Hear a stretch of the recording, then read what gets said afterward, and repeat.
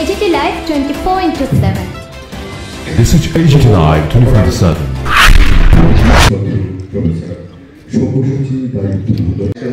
One election আপনারা জানেন, আমার পূর্ববর্তী বক্তা উনি উপস্থাপন করেছেন যে আমাদের এই যে আজকে ওয়ান নেশন ওয়ান ইলেকশন, সেটা আজকের আজকে হঠাৎ করে উদ্ভব হয়েছে সেটা নয়, যে এটা বিগত আমাদের ভারতীয় জনতা পার্টির যে নির্বাচনী ইস্তেহার, সেই নির্বাচনী ইস্তেহার থেকে বিভিন্ন সময়ে আমাদের সরকার 1984 সালে প্রথম যখন ভারতীয় জনতা পার্টির নির্বাচনী ইস্তেহার বেরোয়, তখন এই আমাদের নির্বাচনী ইস্তেহারে এই ওয়ান নেশন ওয়ান ইলেকশনের কথা বলা হয়েছে। 2019 এবং 2024 আমাদের নির্বাচনী প্রতিশ্রুতি যেটা ছিল যে ওয়ান নেশন ওয়ান ইলেকশন করা। আজকে বিকশিত দেশ আমরা বলছি, আমাদের অন্যান্য দেশের সঙ্গে আমাদের তুলনা, আজকে সুইডেন এবং দক্ষিণ আফ্রিকাতেও ওয়ান নেশন ওয়ান ইলেকশন সেখানে সংগঠিত হচ্ছে। আমাদের দেশের যশস্বী প্রধানমন্ত্রী সেই প্রস্তাব প্রথম 2019 সমস্ত পলিটিক্যাল পার্টিদেরকে নিয়ে বৈঠক করা হয় এবং সেটা 2018 সেপ্টেম্বরে সেই সময় একটা জেপিসি গঠন করা হয়, জয়েন্ট পার্লামেন্টারি কমিটি, একটা উচ্চ পর্যায়ের বৈঠক কমিটি নির্মাণ করা হয়। সেখানে আমার পূর্ববর্তী বক্তারা বলেছেন যে প্রাক্তন রাষ্ট্রপতি রামনাথ কোবিন্দজি সেখানে তার নেতৃত্ব দেন এবং 18 সেপ্টেম্বর আমাদের জেপিসির এই যেটা আমাদের কমিটির রিপোর্ট সেখানে সেটা পেশ করা হয় এবং 16 ডিসেম্বর 2024 লোকসভাতে প্রথম সেটা সেখানে টেবিল করা হয়েছে। তো এই যে আমাদের যে আলোচনা, এতে কি হবে এই ওয়ান নেশন ইলেকশন সম্পর্কে আমার পূর্ববর্তী বক্তারা বলে গেছেন, আমি বিস্তারিত বলছি না। শুধু একটা জিনিস, যে রাজনৈতিক অস্থিরতা, রাজনৈতিক প্রেক্ষাপটে যে স্থিতিশীলতা, যে আমাদের রাজ্যেও এই নির্বাচন আসে, নির্বাচন আছে। এই যে আমরা 2023 আমাদের বিধানসভা নির্বাচন, পরবর্তী সময়ে 2024 লোকসভা নির্বাচন, তারপর আমরা পঞ্চায়েত নির্বাচন, এখন এডিসি নির্বাচন। তো এই যে নির্বাচনের জন্য অন্তত পক্ষে কম করে হলো মার্চ 3 এই লম্বা একটা প্রসিডিউর, যে আমাদের নির্বাচন আচরণবিধি, সমস্ত ডেভেলপমেন্ট ওয়ার্ক বন্ধ হয়ে যায়। তাতে ক্ষতি কার? ক্ষতি জনসাধারণের, ক্ষতি আমাদের অর্থনৈতিকভাবে আমরা বিপন্ন হই। এই একটা ইলেকশন পরিচালনা করতে প্রচুর অর্থ ব্যয় হয়, প্রচুর লোকবল ব্যয় হয়। তাহলে আমার মনে হয় যে এই জিনিসগুলি থেকে আমাদের ত্বরান্বিত করার জন্য আমাদের এই ওয়ান নেশন ওয়ান ইলেকশন, যেটা আমাদের মোদিজি যে সংকল্প, সেই সংকল্পকে বাস্তবায়নের জন্য আমরা সেই ব্যাপারে কাজ করব এবং সেই ব্যাপারে আমরা জনসমাজে আমরা তার প্রভাব এবং তার তার নেগেটিভ এবং পজিটিভ আমরা মানুষের সামনে আলোচনা করব। আমি ধন্যবাদ জানাই আজকের এই সভা থেকে মাননীয় দেশের যশস্বী প্রধানমন্ত্রীকে, উনি দেশের হিতের জন্য এই একটা যে প্রস্তাব উনি এনেছেন এবং ভারতীয় জনতা পার্টির যে মূল উদ্দেশ্য, যে মূল লক্ষ্য, সেই ওয়ান নেশন ওয়ান ইলেকশন, তা যাতে বাস্তব হয় তার জন্য আমরা সবার সহযোগিতা চাই। এবং আজকে বিরোধী দল তো আমি বললামই যে ওনারাই নিজেরাই বলছেন যে আমরা তো ক্ষয়িষ্ণু হচ্ছি, আমাদের নিয়ে ওনাদের মাথা ব্যথা। তা কাজেই আমি বিরোধীদের সমালোচনা এখন যাচ্ছি না, কারণ তাহলে আবার কালকে ওনারা হয়তো প্রেস করতে হবে, তো প্রেসের জন্য ওনারা বলবেন হয়তো যে বিজেপির সভাপতির ওনার মাথা গরম হয়ে গেছে যে উনি সমালোচনা করছেন। তা আমি সমালোচনা করে ওনাদেরকে বিরক্ত করতে চাই না। কাজে কালকেই আবার, কারণ আজকে শিবরাত্রি, উনি হয়তো উপবাস থাকবেন, কালকে হয়তো একটু ভালো মন্দ খাবেন, কিন্তু খাওয়া বাদ দিয়ে আবার রাজীব ভট্টাচার্যের জন্য, মাননীয় মুখ্যমন্ত্রীর জন্য প্রেস করতে হবে। তা আমি চাই না, দরকার নেই আলোচনার জন্য। কিন্তু আমরা চাই পজিটিভ দৃষ্টিকোণ নিয়ে আমাদের দেশের প্রধানমন্ত্রীর যে চিন্তা ভাবনা, সেটা সারা দেশের মধ্যে তার বাস্তবায়ন হোক এবং সেটা আমাদের হিতে এবং আমাদের যে রাষ্ট্রের সেটা নির্মাণের ক্ষেত্রে, বিকশিত ভারত নির্মাণের ক্ষেত্রে সহায়ক ভূমিকা হবে বলে। এই ওয়ান নেশন ওয়ান ইলেকশনের কারণে আমাদের উন্নয়নও অনেক বেশি স্ট্রং হবে, আমাদের রাজনৈতিক ক্ষেত্রে অনেক সুস্থিতি আসবে, অর্থনৈতিক সমৃদ্ধ যারা চান তারা অবশ্যই, আমি আশা করি যে এই এক জাতি এক নির্বাচনের সপক্ষে তাদের মত প্রদান করবেন। 2024 সালের 17 ডিসেম্বর কেন্দ্রীয় সরকার ওয়ান নেশন ওয়ান ইলেকশনের একটি বিল লোকসভায় পেশ করলেন। The constitution 129th Amendment Bill and the Union Territories Law Amendment Bill 2024 সেটা লোকসভায় পেশ করা হয় এবং 269 জন এই বিলের সপক্ষে ভোট দেন এবং বিপক্ষে 198 জন ভোট দেন। তো যে কারণে লোকসভার 39 সদস্যের একটি জেপিসি গঠন করা হয়, জয়েন্ট পার্লামেন্টারি কমিটি, এবং সেটার পরীক্ষা নিরীক্ষা চলছে। এবং আমাদের তরফ থেকে আজকে আমাদের এখানে যারা ব্যবসায়ী বন্ধুরা এখানে উপস্থিত আছেন এবং অন্যান্য যারাই আছেন, বিভিন্ন স্তরের নিশ্চয়ই মিটিং হচ্ছে, সেখান থেকে আমরা রেজলিউশন নিয়ে আমি আশা করি এদের সপক্ষে আপনারা সবাই ভোট দেবেন। এটা আমাদের দরকার, খুবই ইম্পর্টেন্ট।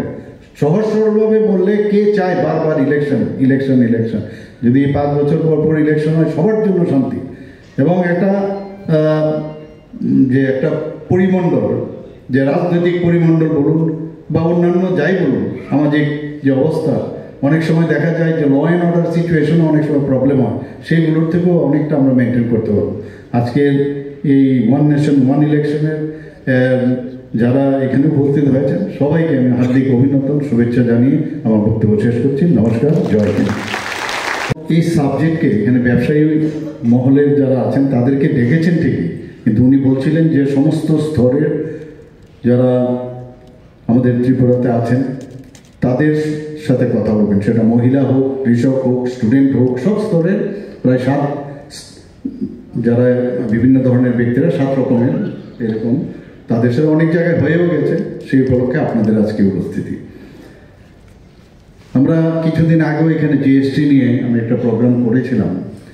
সেই জিএসটিতেও যদি আমরা কথা বলি, সেখানেও আমরা দেখেছি জিএসটি মানেই ব্যবসায়ীদের মাধ্যমে লাস্ট যে পার্সন তার থেকে এটা ডেলিভারি হয়ে সেটা আলটিমেটলি আমাদের স্টেটে আসে এবং সেন্ট্রালও সেটা দেয়। কাজে আপনাদের গুরুত্বপূর্ণ ভূমিকা অবশ্যই আছে। গতকালও আপনারা আমাদের রাজীব বলেছেন, আমি গুয়াহাটি গিয়েছিলাম।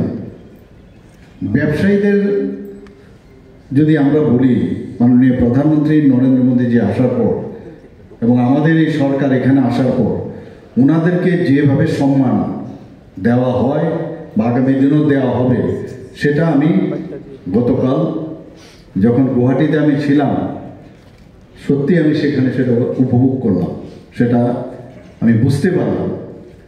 আগে কি হতো আমরা দেখেছি আমাদের এখানে 35 বছরের রাজত্বে বা তার আগেও ব্যবসায়ীরা যেন শ্রেণী শত্রু এরকম একটা অবস্থা। কাজে এখানে ব্যবসায়ীদের আজকে ডাকার অর্থই হচ্ছে যে অ্যাওয়ারনেস, যেটা বলা হয়েছে, জওহরবাবু যেটা বলছেন যে বিভিন্ন যারা স্তরের ব্যক্তিরা আছেন তাদের মধ্যে অ্যাওয়ারনেস করা, ওয়ান নেশন ওয়ান ইলেকশনের বিষয়টা বোঝানো দরকার। আমরাও কাগজপত্রে আমরা দেখি যে ওয়ান নেশন ওয়ান ইলেকশন। আপনারাই বলুন কোথায় কোথায় যখন একটা ইলেকশন আসে মানে আর আবার ইলেকশন, প্রতি বছর সাধারণভাবে যদি আমি কথা বলি, সাধারণ মানুষ আবার ইলেকশন।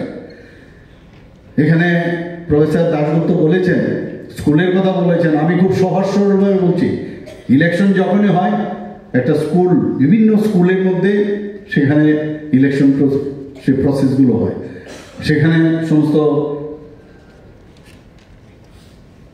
পেরেক মেরে দরজা বন্ধ করা। আমি তো এক এক সময় অবাক হই যে এই ধরনের যদি সেন্টার একটা আলাদা করা যেত, স্কুলের উপর কেন এত যন্ত্রণা, প্রতিদিন ভাঙো আবার ভিতরে যাও। তো এগুলো তো আমাদের দেখা, স্কুলও বন্ধ হচ্ছে, এটা যন্ত্রণা। তো ওয়ান নেশন ওয়ান ইলেকশন ঠিক আছে, বছরে 5 বছরে একবার করলাম, 5 বছর অন্ততকে স্বস্তি। এখানে বছরে যদি আমি দেখি যে প্রতি মাসে মাসে প্রতি বছর বছর যদি এই ধরনের ইলেকশন হয়, সেটা কোনো অবস্থায় সাধারণ মানুষ কিন্তু এটাকে এখন এতে করে আমাদের পার্সেন্টেজও বাড়বে। আগামী দিন যে 5 বছরে যদি ইলেকশন হয়, মানুষ এখানে ব্যবসায়ী মহলরা আছেন, ফার্স্ট তো আপনারাও ভোটার, আপনারাও বিভিন্নভাবে আপনারা নির্বাচনের সাথে জড়িত। যদি দেখেন বারবার নির্বাচন হয়, আর কি হবে, লাভ হবে কি নির্বাচনের ভোট দিয়ে? কিন্তু তখন বছরে 5 বছর পর যখন হবে, তখন কিন্তু অনেক মানুষ যে 5 বছর পরে ভোট হচ্ছে, এটা আমার রাইট, আমার ভোট দেওয়া উচিত, পার্সেন্টেজও অনেক বাড়বে। এখানে অর্থনৈতিক দিক দিয়ে তো আছেই, কিন্তু আমাদের এই যে গণতান্ত্রিক ব্যবস্থা সেটাও কিন্তু অনেক বেশি সুদৃঢ় হবে, এটা আমার মনে হয়। কাজে আমি বারবার যেটা বলছি, এটা নিড অফ দ্য আওয়ার। আমাদের মাননীয় যশস্বী প্রধানমন্ত্রী নরেন্দ্র মোদীজি এটাকে বারবার চেষ্টা করেছেন, 2019-এ উনি চেষ্টা করেছেন, কিন্তু এইবার 2024-এ উনি যখন সেটা পার্লামেন্টে নিয়ে আসলেন, কমিটিও এর আগে গঠন করা হয়েছিল, এখানে বিস্তারিত আলোচনা হয়েছে।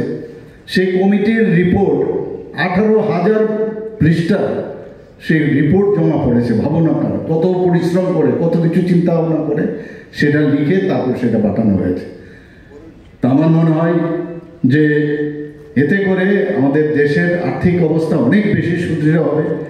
আর যখন ইলেকশন হয়, এখানে যারা আধিকারিকরা আছেন ইলেকশন কমিশনে, যারা সুরক্ষা বাহিনীর আছেন, তারাও কিন্তু এর মধ্যে মানে ইনভলভ হয়, এবং সব জায়গার মধ্যে কিন্তু বিরাট একটা অঙ্কের পয়সা খরচ হচ্ছে, টাকা পয়সা খরচ হচ্ছে। অর্থনৈতিক দিক দিয়ে আমাদের রাজ্য এবং আমাদের দেশও কিন্তু অনেকটা তাদের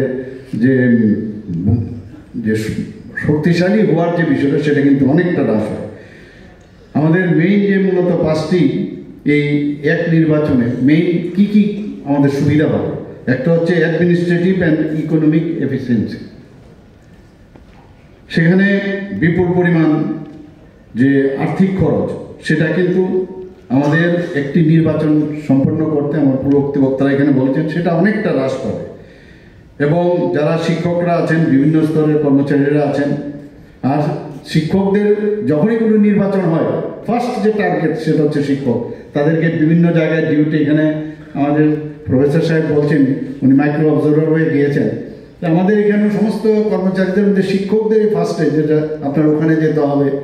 তো বিভিন্ন জায়গায় তাদেরকে ব্যবহার করা এবং তাতে সব দিক দিয়ে কিন্তু তাদের কাজের কারণে এই বছরের পর বছর যদি কাজে ব্যস্ত থাকি তাহলে আমাদের সময়েরও অপচয় হয়।